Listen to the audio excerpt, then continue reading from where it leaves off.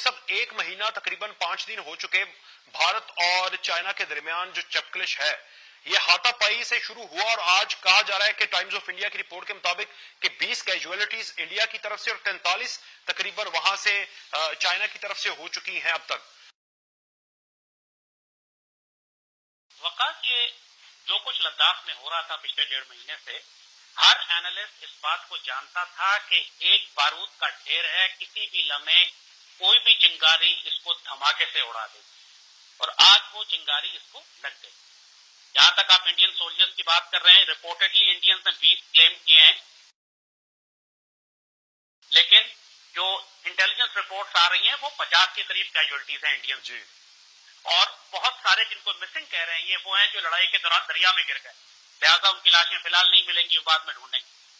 اور یہ serious declaration of war ہے. جب دو ملکوں کے درمیان ایک جنگ ہو کہ جس کے اندر قریباً 100 کے قریب لوگ مارے جائیں اور زخمی ہوں,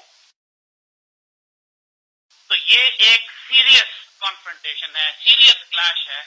اور اس کے بعد دونوں حکومتوں کے لیے عزت کا مسئلہ بھی بن جاتا ہے, ایک انٹرنیشنل ریپوٹیشن کا مسئلہ ہے, انٹرنیشنل کریڈیبلٹی کا مسئلہ ہے. بہت سارے فیکٹرز انوالو ہو جاتے ہیں کہ جہاں پہ آپ بیک آف نہیں کر سکتے, آپ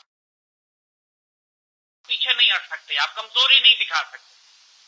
اور خاص اس وقت چائنا ڈومیننٹ پوزیشن, انڈیا گھیرا ہوا ہے کیونکہ ایک طرف پاکستان کے ساتھ اس کی لائن آف کنٹرول پہ زبردست جھڑپیں روز ہو رہی ہیں, نیپال کے ساتھ اس کی جھڑپیں تقریباً شروع ہونے والی ہیں, ہو چکی, کئی مارے بھی گئے انڈینز بھی. وہاں ٹینشن ہے, نیپال نے نیا نقشہ جاری کر دیا جس میں انڈین علاقوں کو اس نے کلیم کر لیا کہ یہ نیپال کا حصہ ہے. وہاں بھی مودی گورنمنٹ خاموش ہے. سو یہ ایک کم از کم 3 طرف سے گھیرے میں آ چکا ہے انڈیا اس وقت, اور یہ اپرچونٹی آف دا سینچری جسے کہتے ہیں, اور یہ ان کی ونڈو آف اپرچونٹی بہت چھوٹی ہوتی ہے. اس سے پہلے کہ ڈپلومیٹکلی اور انٹرنیشنل پاورز بیچ میں آگے معاملے کو ریزالو کرانے کی کوشش کریں, یہ وقت ہوتا ہے کہ جب آپ پریشر ڈالتے ہیں انڈیا کے اوپر, ڈال سکتے ہیں ہم انڈیا کے اوپر کشمیر کے حوالے سے.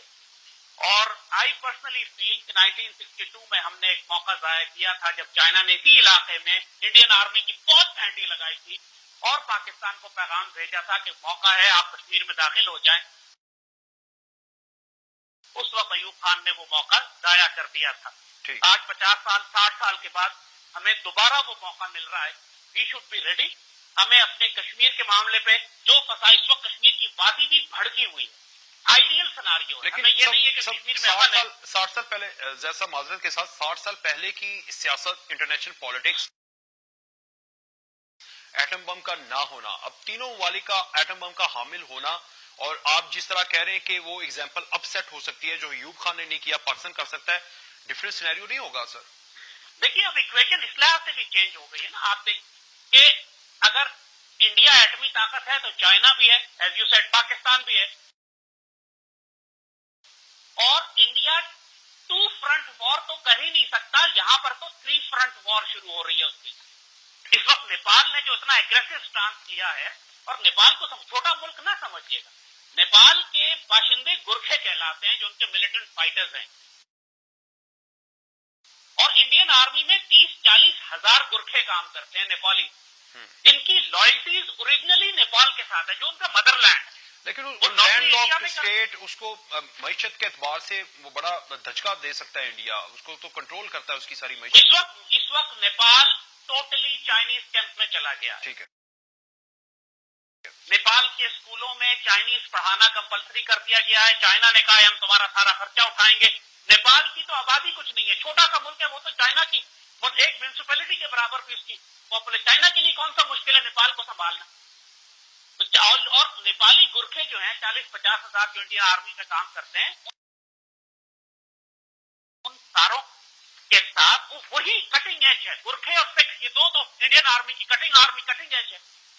آپ ان گورکھوں کے ساتھ نیپال کے خلاف کیسے لڑ سکتے ہیں؟ تو انڈیا اس وقت 3 طرف سے گھیرے میں ہے. 1962 والی صورتحال نہیں ہے, ہم زیادہ بہتر ایڈوانٹیج میں ہیں کیونکہ اب ایگریسولی چائنا ساتھ ہے, ہم تیار ہیں, اور کشمیر کے اندر تحریک آزادی پوری طرح بھڑکی ہوئی ہے. That is the critical point جو 62 میں نہیں تھا.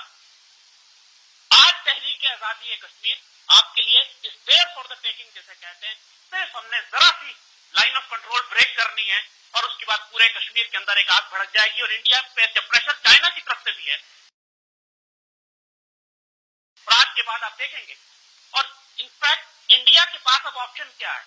چائنا کی طرف سے وہ جو ذلیل ہوا ہے پوری دنیا میں، اس ذلت کو مٹانے کے لیے یا اپنی قوم کے آگے کوئی شکل دکھانے کے لیے وہ پاکستان کے خلاف کوئی کارروائی کریں گے۔ اچھا، اس وقت جو انڈیا 3 محاذ کے اوپر نیپال نے نقشہ جاری کر دیا، چائنا کے ساتھ چپکرش ہے، پاکستان کے ساتھ بھی ہے جو ہے، اب مودی کی جو سیاست ہے وہ چلتی ہی ان تمام تر محاذوں کے اوپر کھیل کر تھی۔ 5 اگست کے بعد جو مودی کی پاپولیرٹی انڈیا کے اندر ہے، اس کی اپنی جماعت اور دیگر جو اینٹی پاکستان سیگمنٹ ہے اس کے اندر بڑی زیادہ بڑی ہے۔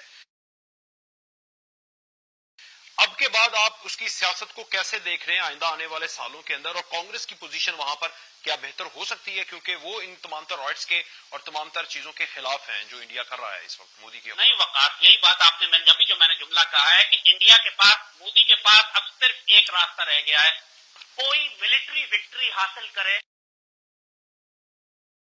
جس سے یہ اپنی کریڈیبلٹی اور عزت کو بچا سکے، اور اس کو سونلی سافٹ کارنر جو ملتا ہے، جو سافٹ فلینک اس کو مل رہا ہے، وہ پاکستان۔